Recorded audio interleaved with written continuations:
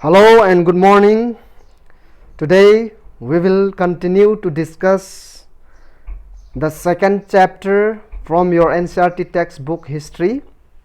The title of the chapter is From Trade to Territory. So let us discuss the introductions. So Aurangzeb was the last of the powerful Mughal rulers. So here is one of the pictures of the last Mughal emperor Aurangzeb. He established control over a very large part of the territory, what is now known as India. After his death in 1707, many Mughal governors and big zamindars began asserting their authority and establishing regional kingdoms. As a powerful regional kingdoms emerged in various parts of India, Delhi could no longer function as an effective center. By the second half of the 18th century, however, a new power was emerging on the political horizons, that is the British. As we know that the British in the beginning or originally came as a small trading company and not interested or reluctant to acquire territory or involved in politics. And how then did they become to be master of a vast empire? In these chapters we will learn and we will discuss how this came about. So in the next part of that is in the next slide, as we see, East India Company come to the east. So in 1600, the East India Company acquired a charter from the rulers of England, Queen Elizabeth I, granting it the sole right to trade with the East. So this is the picture of Queen Elizabeth, one of the pictures. So this means that no other trading groups in England could compete with the East India Company. With this charter, the company could venture across the ocean looking for new land from which could buy goods at a cheap price and carry them back to Europe, particularly to London, to sell at a higher price. The company did not have to fear competition from other English trading companies.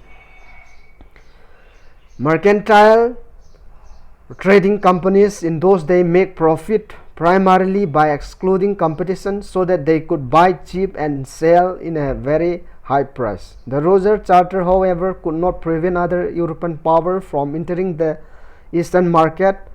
By the time the first English ship sailed down west coast of Africa, round the Cape, that is we see from the map, Cape of Hope, Good Hope, and crossed the Indian Oceans, that is the Portuguese had already established their presence in the western coast of India, that had their base in Goa, because it was Vasco da Gama, a Portuguese navigator and explorer who had already discovered this sea route to India in 1498. By the early 17th century, the Dutch also were exploring the possibility of trade in Indian Ocean. Soon the French traders arrived in the scene.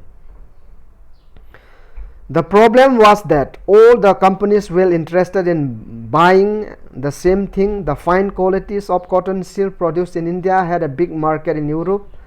Paper cloth, cardamom, cinnamon also were in a great demand. Competition among the European companies led to pushes up the prices at which the goods could be purchased, and this reduced the profit that could be earned. The only way the trading company could flourish was by eliminating rival competitors.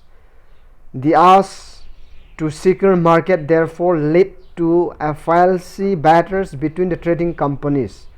Through the 17th and 18th century, they regularly attacked each other's ship, sank each other's ship, blockaded road, and prevented rival ships from moving with supplies of goods. Trade was carried on with arms, and trading posts were protected through fortification. And then the next slide, East India Company began trade in Bengal. The first English factory was set up on the bank of the river Hugli in 1651. This was the base from which the company traded, known at that time as a factor, operated. That is, the factory had a warehouse where goods for export were stored, and it had offices where company officers sat. As trade expanded, the company persuaded merchants and traders to come and settle near the factory. By 1696, it began building a fort around the settlement. 2 years later, it bribed Mughals officers into giving the company zamindari right over 3 villages. One of these was Kalikita, which later grew into the city of Calcutta, or Kolkata as it is known today. It also persuaded the Mughal Emperor Aurangzeb to issue a firman. What is a firman? A Roger Edict or Roger Orders, granting the company the right to trade duty-free. The company tried continuously to press far more concession and manipulate existing privileges.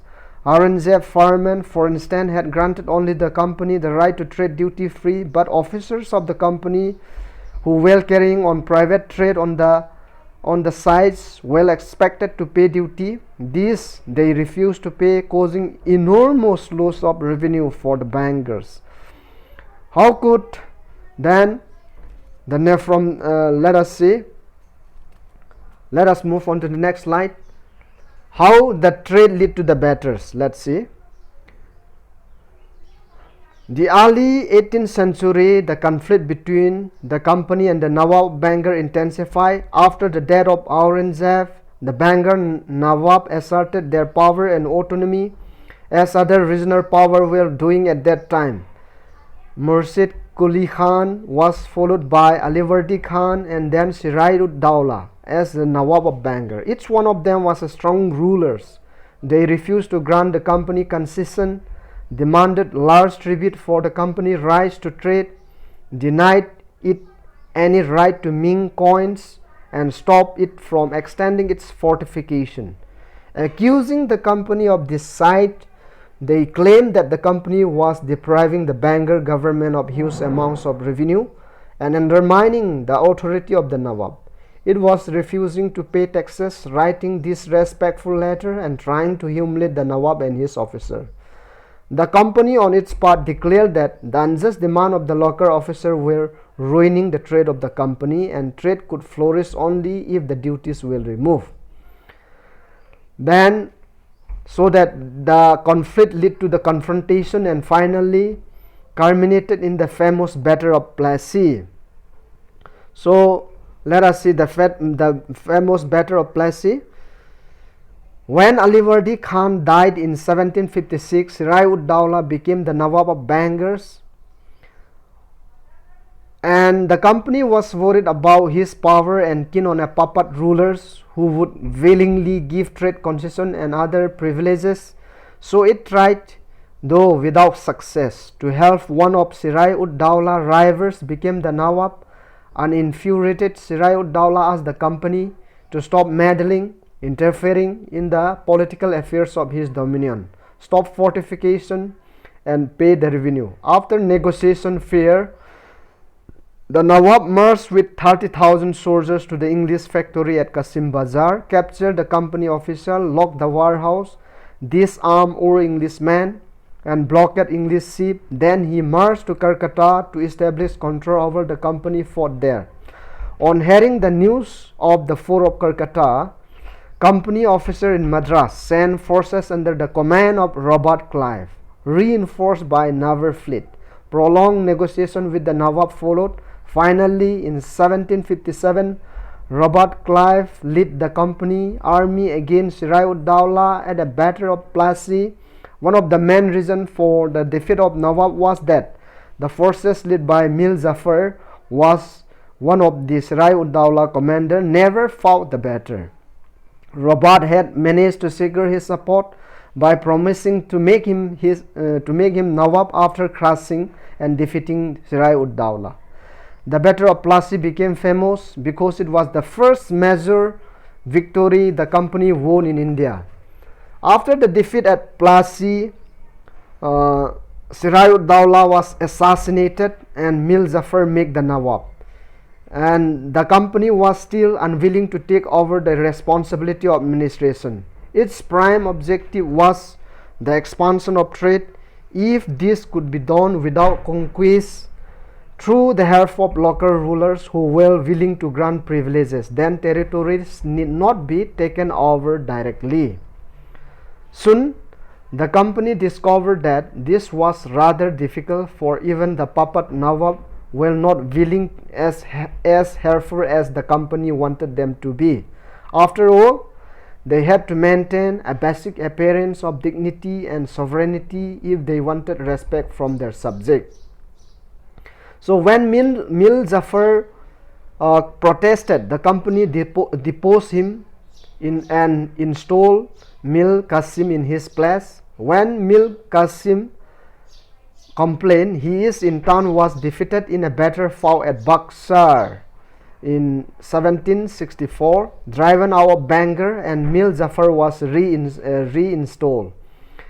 The Nawab had to pay rupees 500,000 every month, but the company wanted more money to finance its war and meet the demand of trade and its other expenses. It wanted more territories and more revenues. By the time Mir Jafar died in 1765, the mood of the company had changed completely. Having failed to work with puppet Nawab, Robert declared, "We must indeed become Nawab ourselves." Finally, in 1765, the Mughal emperor appointed the company as the Diwan of the provinces of Bengal. The Diwani allowed the company to use the vast revenue resources of Bengal. This solved a major problem that the company had earlier faced. From the early 18th century, its trade with India had expanded, but it had to buy most of the goods in India with a gold and silver imported from Britain. This was because at this time Britain had no goods to sell in India. The outflow of gold from Britain slowed after the Battle of Plassey and entirely stopped after assumption of Diwani. Now revenue from India could finance company expenses. This revenue could be used to purchase cotton, silk, textile in India and maintain company troops and meet the cost of building the company fort and office at Calcutta. So for today, let us end our discussion. Then in the next discussion we will discuss about how company become the Naboth, or how the company rule expanded. So